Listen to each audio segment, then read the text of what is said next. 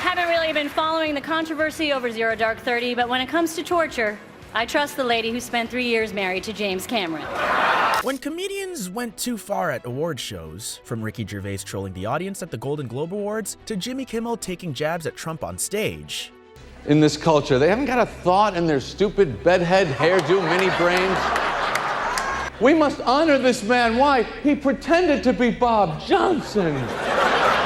One thing you notice is that Jerry Seinfeld doesn't just roast people, they roast the whole idea of the awards. They act like awards are just shiny toys that don't mean much, and low-key, they kinda have a point. I mean, do you even remember who won Best Supporting Actor 5 years ago? Exactly. Very exciting for both of us because we're both nominated.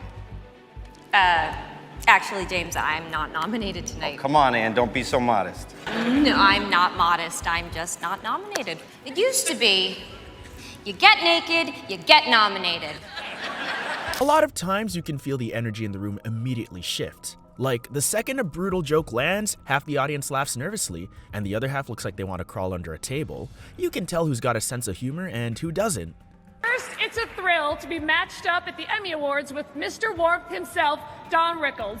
The world hasn't seen a pairing like this since John McCain and Sarah Palin.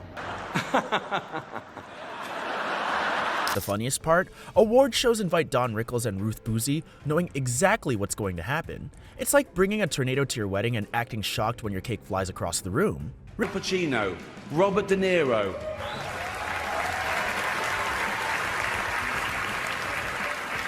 Baby Yoda. Oh, that's Joe Pesci, sorry. Ricky Gervais is the one that loves poking fun at Hollywood's double standards. They'll go after the way certain people are praised like gods, even when, let's be real, they're just good at pretending to be someone else for hours. You like Adele songs but find them too upbeat, you're in for a treat, as Sam Smith will be performing. There's always a moment when you could tell the comedians just decide, I'm already in trouble, might as well keep digging. And that's usually when the best jokes come out, the ones that leave the whole room gasping. Where is Timothy Chalamet? Hi, Timothy! You were great as Timothy Chalamet this year, too. And I love you. And can I just say, you have the most gorgeous eyelashes on your upper lip. I think this is just such a good look. What makes it even crazier is how some comedians don't even bother pretending to be polite. They'll just say the thing that everyone's thinking, but no one else has the guts to say. No filter, no sugarcoating, just pure chaos. Little guy, he's the kind of guy in prison, was the squealer all the time. Pulling on your pants like going, let's do it again. And then there are the moments where Don Rickles flips the whole night on its head by questioning why awards even exist. Like, why do we act like handing somebody a trophy for doing their job is something huge and, world-changing, right? Got some chicken, an extra piece of chicken. Lavelle, I know you got some. Hey, take your jacket off and cover that side of the audience up. A lot of times, you can see the celebrities' smile slowly slipping off their faces as the jokes get more brutal. Like, they start the night thinking they're royalty, and by the end of it, they're just hoping they don't get roasted next. It's a big year for Jack. He also got in a hot tub with Kathy Bates. But hey, who hasn't?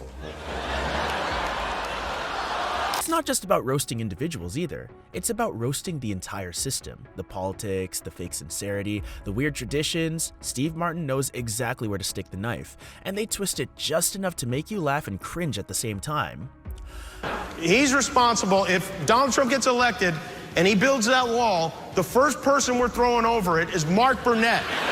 Sometimes you could tell the host was given a list of things they weren't allowed to joke about, and they immediately throw it out the window. Honestly, respect. If you're gonna get in trouble anyway, might as well go out swinging. Matthew McConaughey nominated for a television award. Matthew McConaughey doesn't even own a television.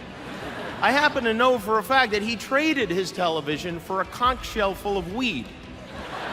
One hilarious thing is how award shows always try to pretend they're shocked when Jimmy Kimmel causes chaos. Like they didn't specifically hire the edgiest person they could find just to get people talking the next day.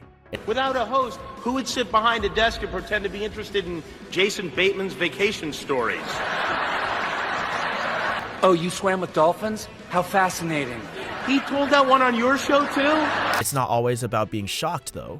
Sometimes Jimmy Kimmel uses these moments to shine a huge, uncomfortable spotlight on real problems, and it's so much more powerful because it comes wrapped in a joke. The world got to see James Corden as a fat pussy. He was also in the movie Cats, but... There's something kind of magical about seeing a whole room full of millionaires get roasted while wearing outfits that cost more than people's cars. Like, you can't write comedy better than that. One stereotype I hate is that all Irishmen are just drunk, sweary hellraisers. Please welcome Colin Farrell. Even when a joke completely bombs and the whole room goes dead silent, that's still a win, because honestly, the silence is louder than any laugh. It's like, yep, he went there and nobody knows what to do now. We have 9 awards in total, and in between, I'm going to pop up every now and again to annoy you all, like Chris Martin at Glastonbury. Sometimes Jack Whitehall brings a level of brutal honesty that just cuts through all the fake smiles and PR nonsense. And for a second, you can almost see the real personalities hiding under the red carpet masks. Anne Hathaway, you gave a stunning performance in Les Miserables.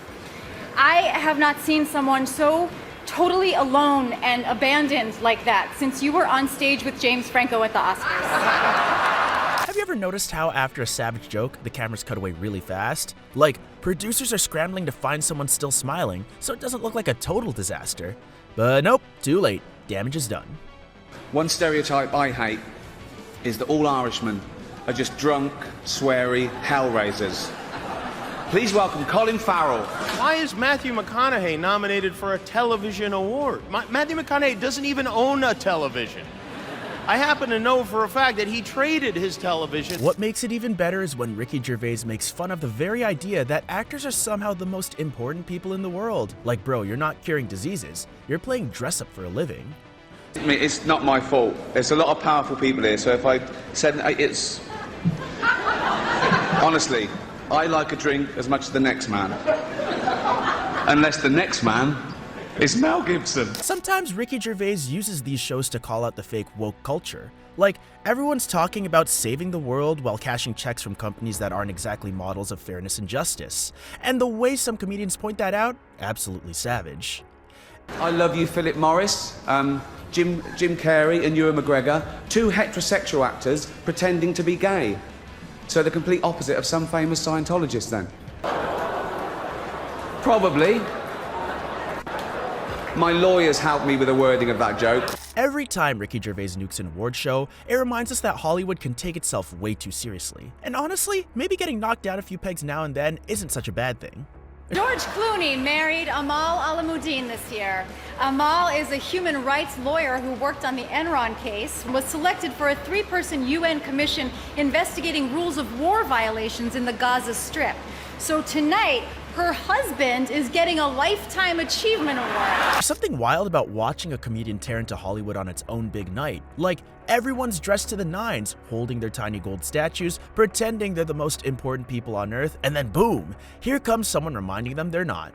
So, what are your thoughts on this? Let us know in the comments section below.